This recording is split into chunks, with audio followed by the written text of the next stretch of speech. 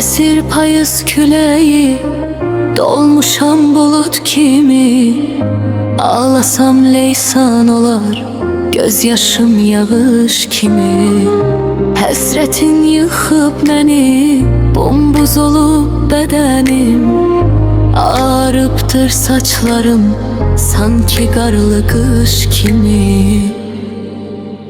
Sənə tərəf gəlirəm, amma çata bilmirəm.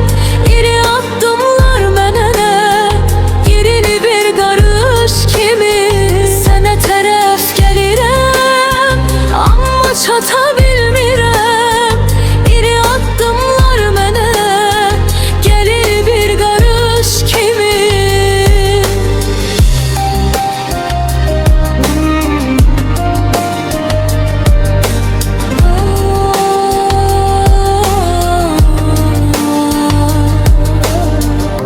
Baxıram min dənə göz, hər biri fərqli baxır.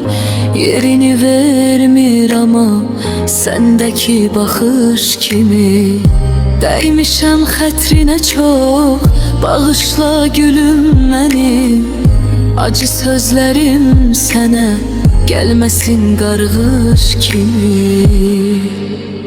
Qulağımda pıçıltı, çox xəfif incə bir səs söyləyir sanki mənə, yarımla barış kimi.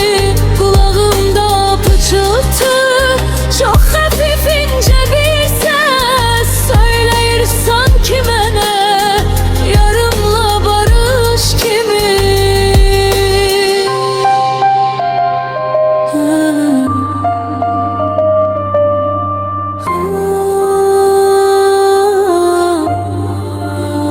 Sənə tərəf gəlirəm, amma çata bilmirəm.